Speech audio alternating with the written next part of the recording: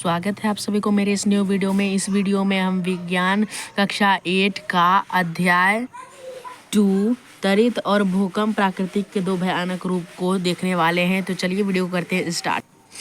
तो आप रोज़ की प्राकृतिक घटनाओं से परिचित ही होंगे कि कुछ हमारे घटनाएं जीवनचर्या पर गहरा प्रभाव डालती है ना।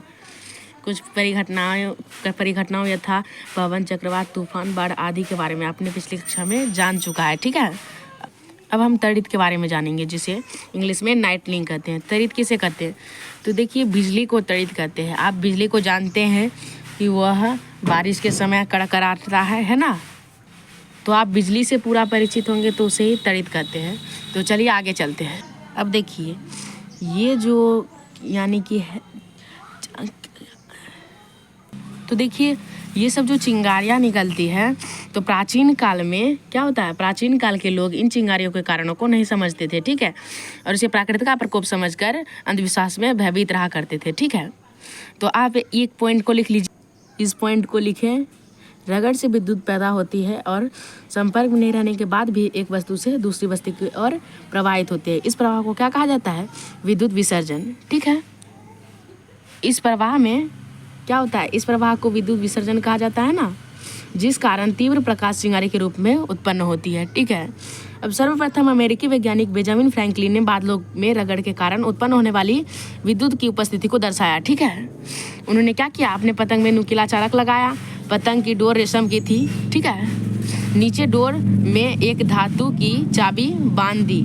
पतंग जब बादल के पास गया तो वहाँ क्या हुआ, वहाँ विद्युत आवेश नमी युक्त रेशम युक्त यानी कि विद्युत आवेश नमी युक्त रेशम के धागे से संचालित होकर चाबी में आया। ठीक है, और जब बेंजामिन उस चाबी के समीप अपनी उंगली ले गए तो उन्हें क्या लगा, तेज झटका लगा और चिंगारी दिखे। यह अब तक की पहली बार साबित हुआ कि आकाश में कड़क बिजली के उत्पन्न ही होता है और यह जमीन पर लाई भी जा सकती है। ठीक है, परंतु यह प्रयोग आपको कदापि नहीं करना है, क्योंकि पतंग से होकर बिजली अत्यधिक मात्रा में आ सकती है ना।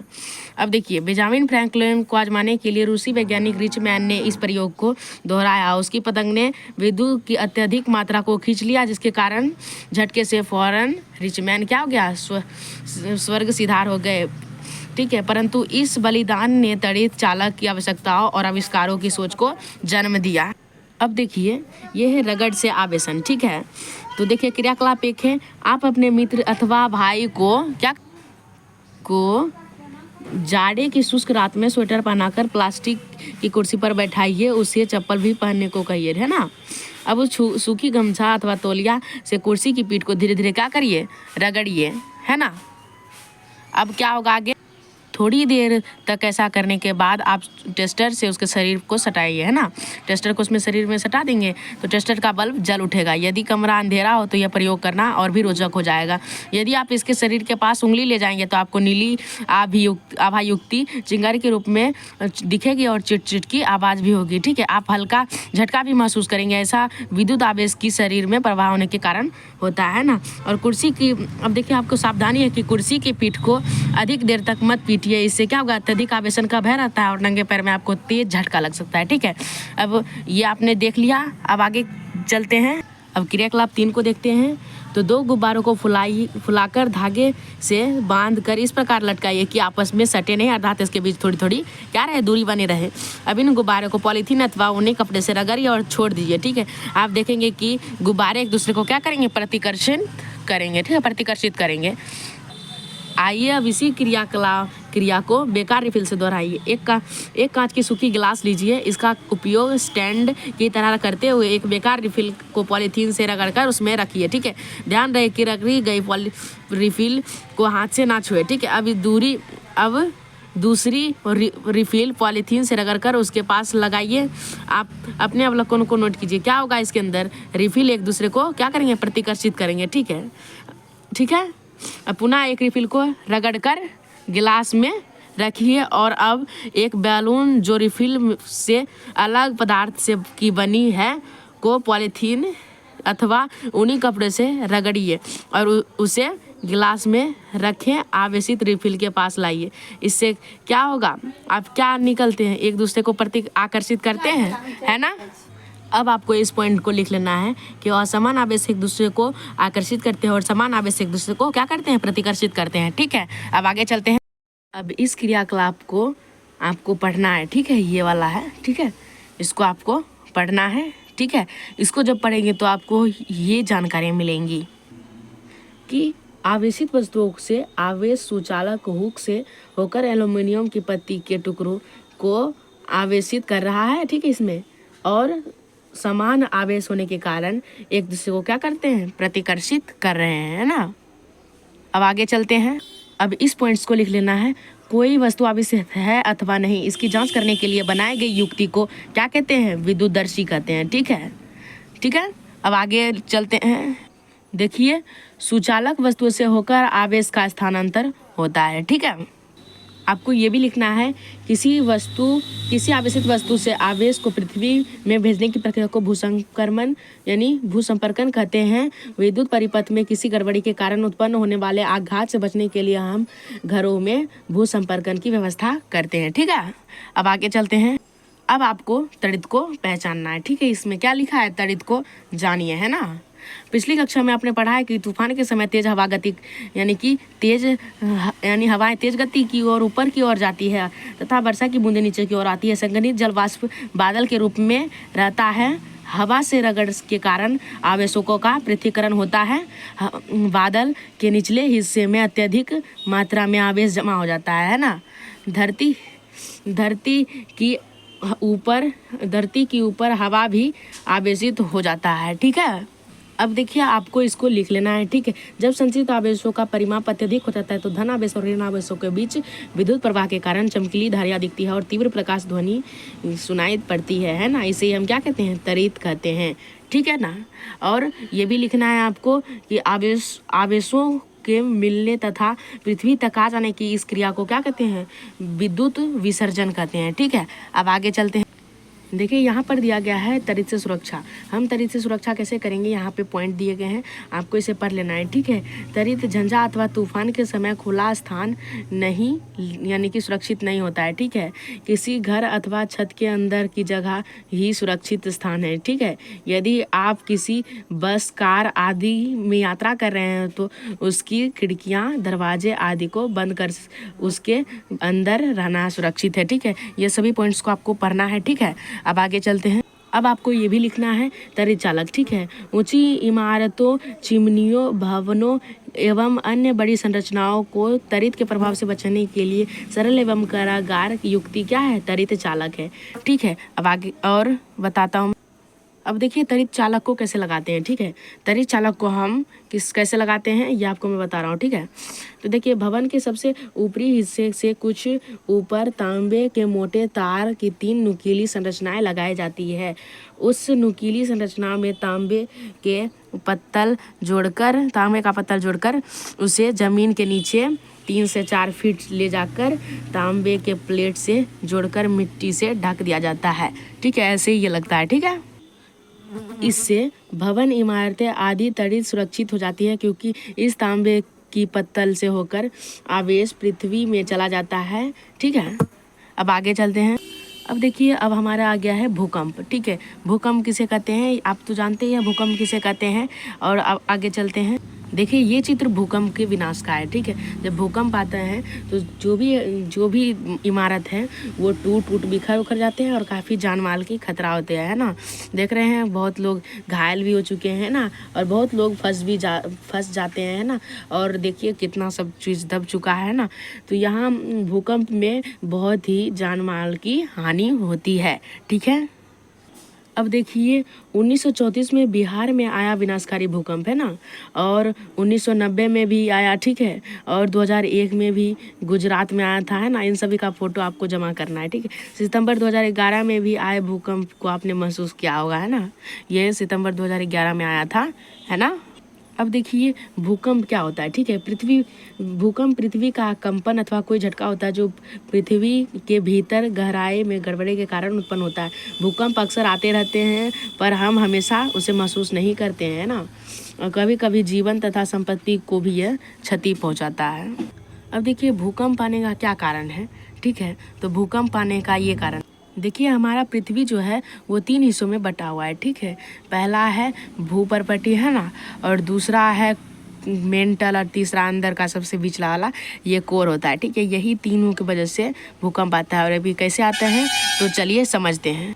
देखिए पृथ्वी की परत टुकड़ों में विभाजित है, जिसमें प्रत्येक टुकड़ों को प्लेट कहते हैं। इसको क्या कहते हैं? प्लेट कहते हैं, ठीक है।